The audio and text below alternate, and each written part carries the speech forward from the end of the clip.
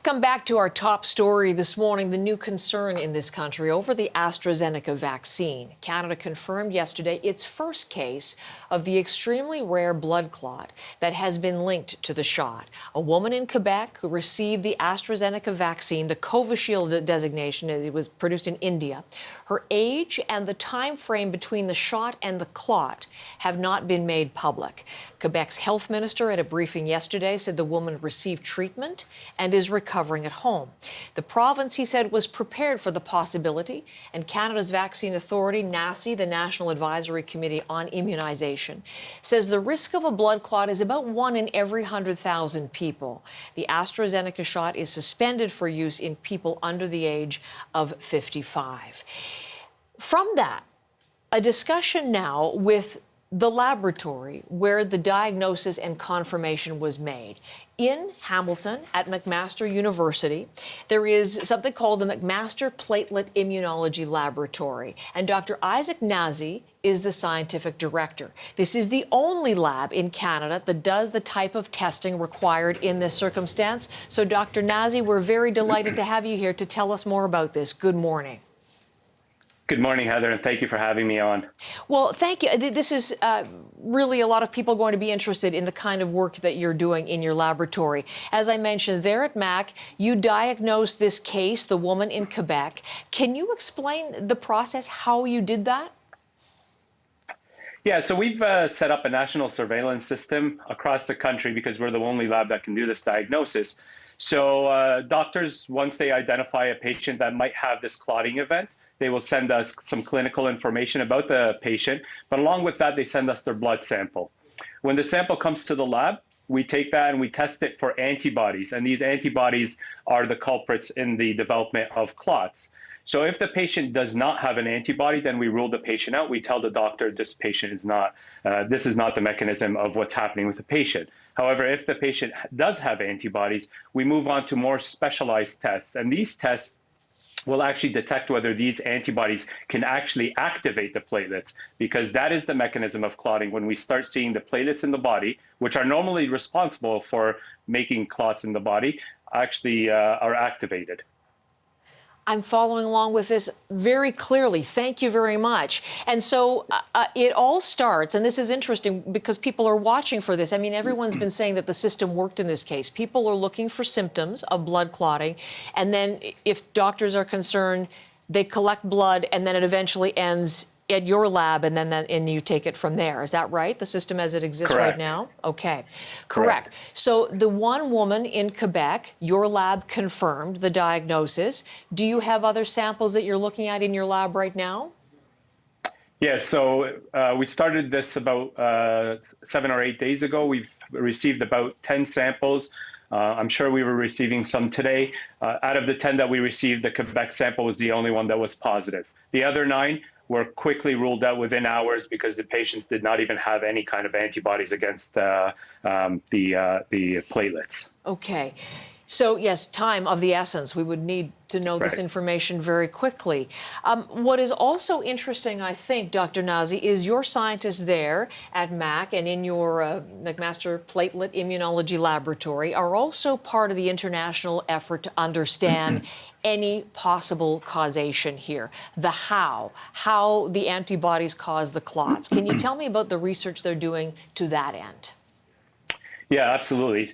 So about 2 months ago, we were one of the first in the world to discover that COVID patients that are in the hospital actually get clotting, and we identified the mechanism for that, which was also platelet activation.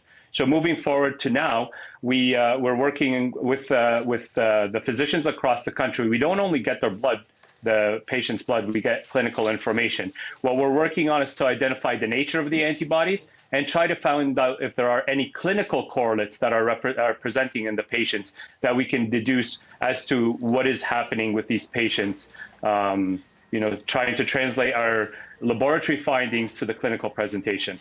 So what we know so far, I mean, it tends to be in women, and it tends to be women under the age of 55. You don't know the answer yet, but are there any possible explanations?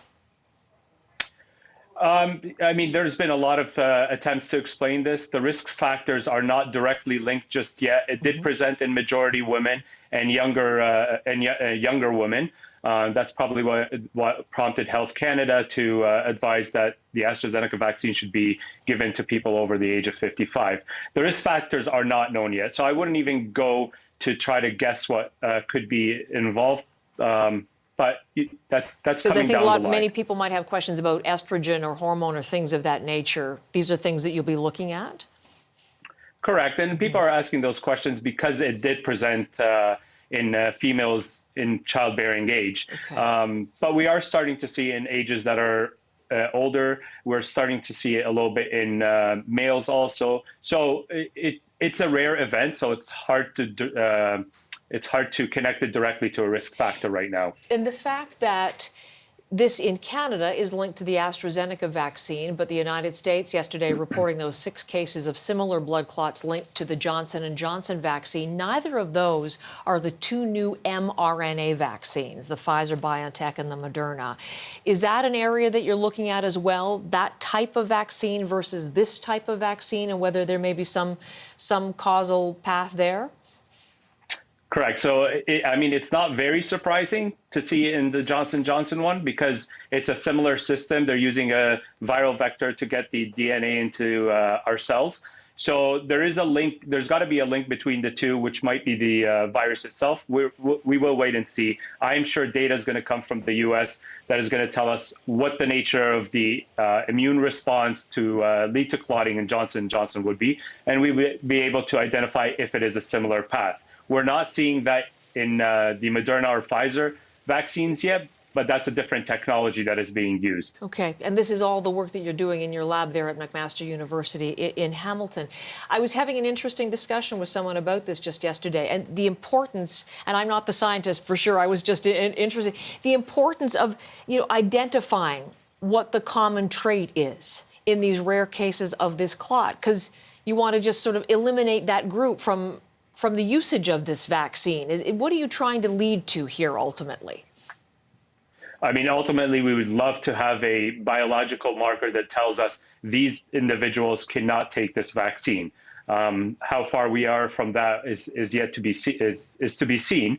But we are trying it putting all our effort into this to try to identify a risk factor that can connect the clots in certain individuals to the vaccine.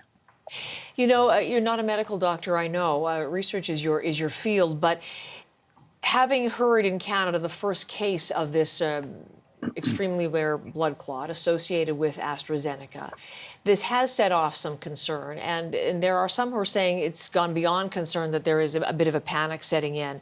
And so I'm interested in on perspective. Experts keep saying, on balance, the benefits of this vaccine outweigh the risks. Where would you fall in terms of a message to Canadians? I would say AstraZeneca is being given to individuals over the age of 55. The risks of getting COVID are very high, and the risk of clotting once you end up in a hospital and potentially dying from the clots is much higher. So the best vaccine is the vaccine in your arm. If you can get AstraZeneca, I understand it is concerning, but it's very, very rare. And the most important thing right now is we recognize this can happen. We've developed a system across the country to be able to identify it, diagnose it, and treat it properly. So it is treatable, it's manageable, we can identify it. So my message is go get the vaccine so we can get out of this pandemic.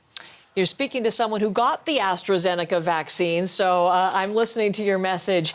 Doctor, thank you very much for joining us this morning. We'll be very in touch. As I said, 10 samples into you so far. You're expecting more, and we'll be seeing what happens as you continue to study those and look for the markers and work on this very important research. Dr. Nazy, the scientific director of the McMaster Platelet Immunology Laboratory in Hamilton. Thanks again.